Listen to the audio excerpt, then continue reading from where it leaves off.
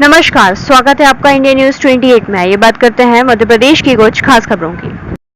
115 वर्ष पुरानी रामलीला का मैदान अतिक्रमण की चपेट में।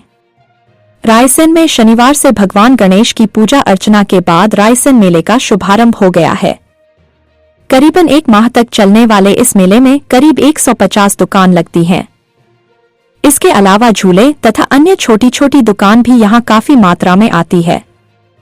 मेले के शुभारंभ एवं अन्य गतिविधियों को लेकर हमने यहां के कार्यकारी अध्यक्ष ब्रिजेश चतुर्वेदी से बात की तो उन्होंने माना कि रामलीला मेला धीरे धीरे अतिक्रमण की चपेट में आता जा रहा है, जिसको हटाने के प्रयास नाकाफी हो रहे हैं।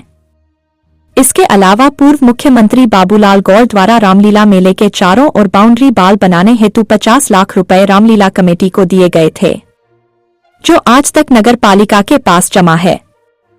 अब कहीं जाकर परमिशन की कार्रवाई शुरू की गई है। अन्य बातों को जवाब भी श्री चतुर्वेदी ने क्या कहा, हमारे दर्शक सुने। इंडिया न्यूज 28 के लिए ब्यूरो चीफ राकेश जैन की रिपोर्ट।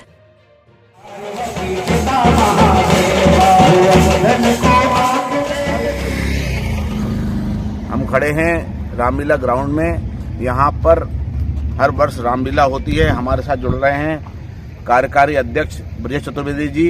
वैसे हम आपको बता दें कि इस समिति के अध्यक्ष होते हैं जिला कलेक्टर। हम ब्रिजेश चतुर्वेदी से बात करेंगे, ये बताएंगे हमको भाई साहब कितना पुराना मेला है आपका। ये लगभग 115 साल पुराना रामलीला मेला है जी, जो पहले हमारे तिपट्टा बाजार में चौबे जी की बाखल से शुरू हुआ था और आज उसके बाद से फिर ये इस मैदान पर रामलीला मेला का आयोजन होता आ रहा है। कितने साल हो गए हैं इस मेले को? लगभग 115 साल कंप्लीट हो चुके हैं। 116वां साल है।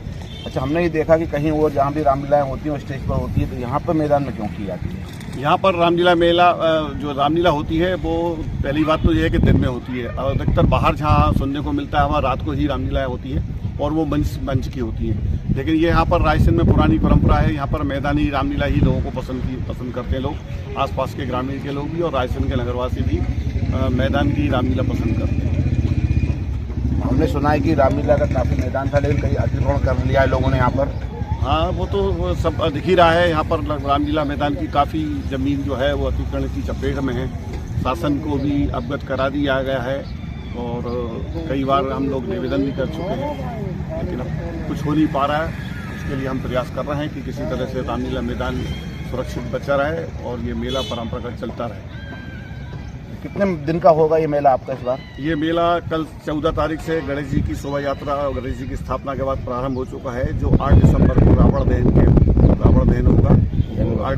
8 जनवरी 2025 को खत्म हो जाएगा। अच्छा, ये बताइए रावण इस बार आप कहाँ से मंगा रहे हैं, कितना बड़ा होगा रावण? तो जो आसपास हमारे विदिशा में भी है, बासोदा में भी है, भोपाल में भी है, तो भोपाल वाले से को ऑर्डर किया है। भोपाल से बन के आएगा रावण का पुतला। कुल कितनी दुकानें लगी होंगी आपके इसमें? रामलीला मेले के अंदर लगभग 150 दुकानें लगती हैं। बाकी छोटे जो फुटकर ठेले वाले हैं, क्या बोलते हैं उनको, फुल्की वाले हैं। किस रेट पे देते हैं दुकानें वैसे तो 10 से 12 रुपए के स्क्वायर फीट के बीच में, 15 रुपए स्क्वायर फीट के, 10 से 15 रुपए स्क्वायर फीट। लोगों की दुकानों के हिसाब से, उनकी स्थिति के हिसाब से देख के एडजस्ट कर लेते हैं। और क्या क्या सुविधा देते हैं आप इसमें? बस साफ सफाई, पीने की पानी की व्यवस्था, लाइट की व्यवस्था रहती है। लाइट का भी उनको चार्ज देना पड़ता है और उसके अलावा साफ़ सफाई, पानी की व्यवस्था रहती है। सुरक्षा की व्यवस्था भी है। पुलिस का अस्थायी चौकी भी बनती है यहाँ पर और रात को पुलिस गश्त भी करती है। चतुर्वेदी साहब ने हमको बताया मेले के बारे में कि 115 साल पुराना मेला है। यहाँ बचपन से ही हम इस मेले को देखते आ रहे हैं। इस बार आप देखिए कुछ मैदान में सुधार भी हुआ है, नहीं तो कुछ दिन पहले हम यहाँ आए तो बड़े बड़े गड्ढे थे। आप मेरे पीछे देखिए, यहाँ अभी भी कई गाड़ियाँ यहाँ पे खड़ी हुई हैं। अच्छा, एक बात सवाल करना चाहूँगा चतुर्वेदी साहब कि गौर साहब ने 50 लाख रुपए दिए थे बाउंड्री वाल के लिए, करीबन 10 से 12 साल हो गए, उसको 1 दशक हो गया। वो पैसा है कहाँ? वो नगर पालिका के पास जमा है। तो नगर पालिका दे नहीं रही आपको?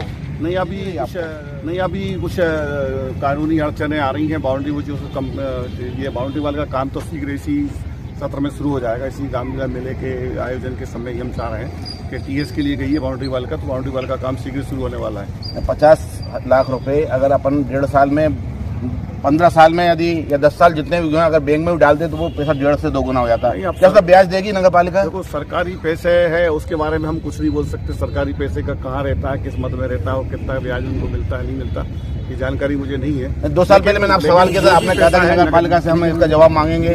नहीं, नगर पालिका वाले इस बात से इनकार नहीं कर रहे हैं। जो पैसा बाबूलाल गौर ने दिया था वो इस मैदान में लगाया जाएगा। नहीं तो अब एक बात बताइए, अपन साधारण ब्याज भी जोड़े उसको कितना होता होगा? आज उसकी लागत कितनी बढ़ जाएगी? 50 लाख में बाउंड्री कैसे बनेगी बताइए आप मुझे।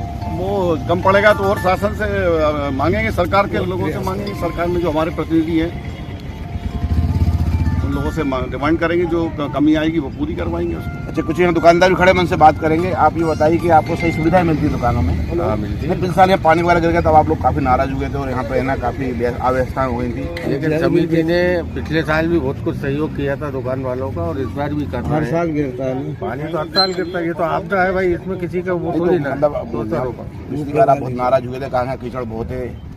इस बार ऐसा कुछ हुआ तो कुछ वैसा दिख रही है आपको? सही लग रहा है? नहीं, अब पहले से तो पहले ही सक्रिय हो चुके हैं समिति वाले लोग।